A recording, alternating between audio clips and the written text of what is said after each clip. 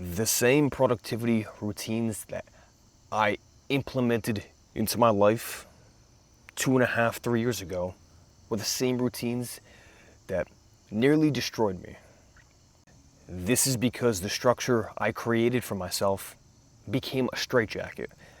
And the more other people I spoke to, the more I realized that this is a common thing among aspiring high performers.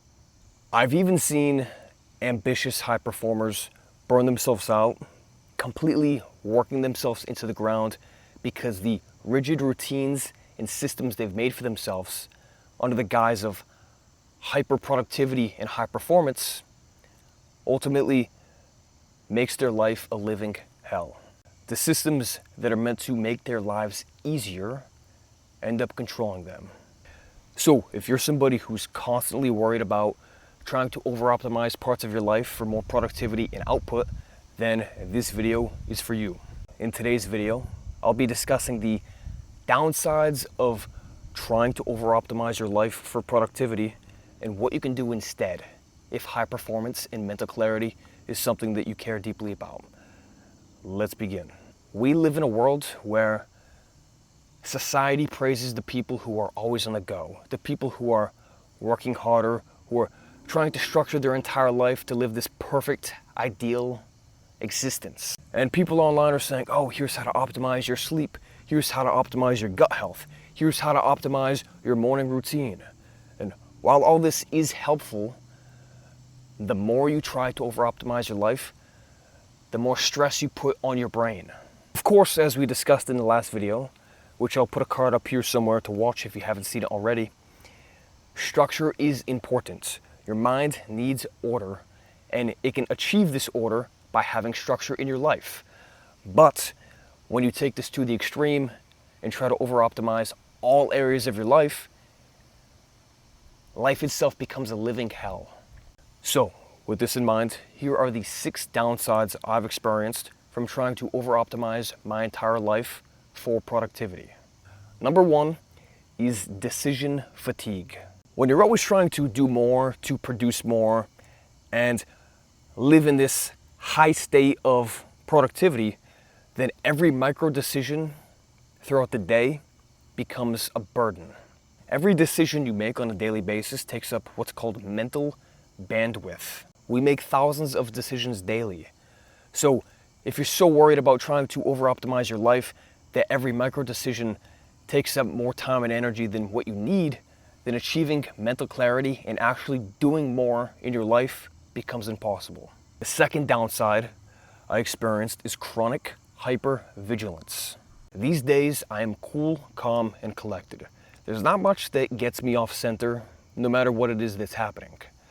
But 3 years ago, this was not the case. When your brain is operating in a state of low-grade stress, then that means your baseline cortisol levels, which is the stress hormone in the brain, is always elevated. Your nervous system is always on high alert, just waiting for things to go wrong. Even if nothing's going wrong, you're just anxious, you're hypervigilant about what if. You're anticipating things to go incorrectly. And this, of course, is not peak performance. The third downside I experienced from trying to over-optimize my entire life is cognitive rigidity. What I mean when I say cognitive rigidity is black and white thinking. You become so focused on following the script or rules you've outlined for yourself that you lose the ability to adapt, improvise, or notice opportunities outside your predefined framework.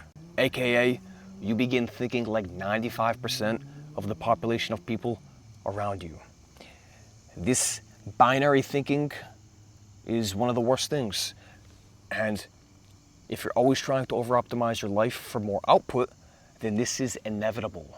The fourth downside is reality becomes your enemy. Let me explain. So, life happens at random sometimes. And while this does have some downsides, I think there's beauty in it. When you're so fixated on trying to over-optimize your life, then the unpredictable nature of reality itself becomes a burden. You feel anxious, angry, and even frustrated when things don't automatically go your way. At least this is what happened for me.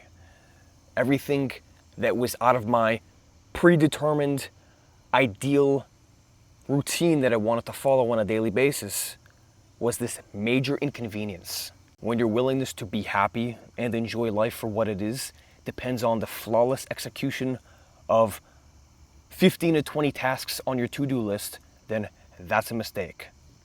And any tiny deviation from that feels like this major catastrophe. To me, that's not a way to live. The fifth downside of trying to over-optimize my life was the performance paradox. So I was so obsessed with doing more, with producing things at a higher level, at being more productive. As a result, I was measuring everything I did. But here is where things get interesting. Studies on measurement obsession show that excessive self-monitoring can create a feedback loop of anxiety that undermines the very outcomes you're trying to achieve. And to make matters even worse, the more you measure, track, and optimize, the worse you perform. Downside number 6 is identity fusion. And not in a positive way. You stop becoming somebody who has routines and systems in place, and you become the routine. You become the system, not a person. But everything about you is embedded in that routine. When you begin attaching your identity to these protocols you have in place, like your systems and routines, it's not good, because if you miss a workout, or you miss a writing session, or you miss your meditation because you're short on time, then you're a failure, you're a bum, you're a loser. Your self-worth becomes tied to the flawless execution of these tasks, which, again, as I said before, is completely ridiculous. Now, I could go on and on explaining even more downsides I experienced and some other downsides that other people experience, but this video is already getting long enough. So let's get into the practicality. What can you do? Here's what I've learned the hard way. Holding yourself to a high standard while maintaining a sense of intelligent flexibility is more impactful than perfect optimization. Maybe the idea of having this perfect routine or system is appealing, but are you really striving for perfect? To me, resilience and consistency are much more important. Along with integrating this intelligent flexibility into your daily life, the second thing you can do is set a destination, but don't fixate on the finer details. Here's what I mean. So let's say you were driving across the country to a different city. You know in your mind what that destination is. Let's say in this case you're going from Boston to Los Angeles. You know where you're starting in Boston, and you know where you want to be in Los Angeles. But all those places in between, you're not necessarily going to fixate on them. You might know, okay, well, I need to drive through this state and that state and that state, and I'll see this landmark and that landmark along the way, but you're not overly stressed about it.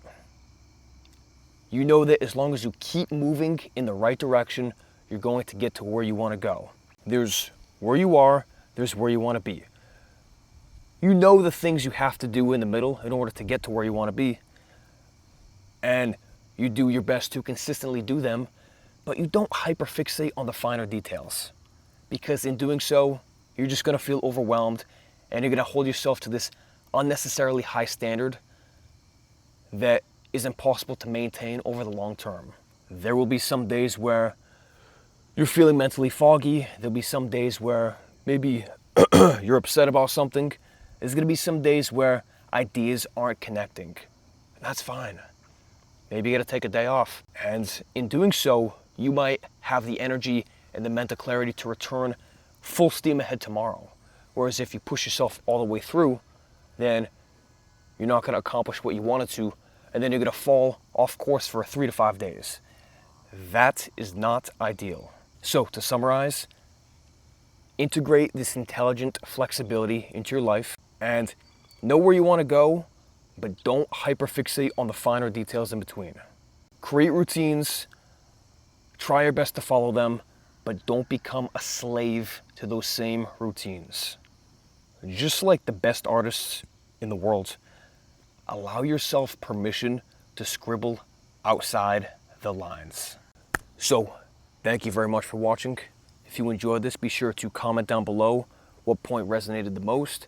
Be sure to like, subscribe, and if you're somebody who has a short attention span, wants to focus for extended periods of time, and also wants to do meaningful, deep work that is fulfilling to you, then check out the free 3-day Recover Your Focus Challenge in the description below. All right, thank you, take care.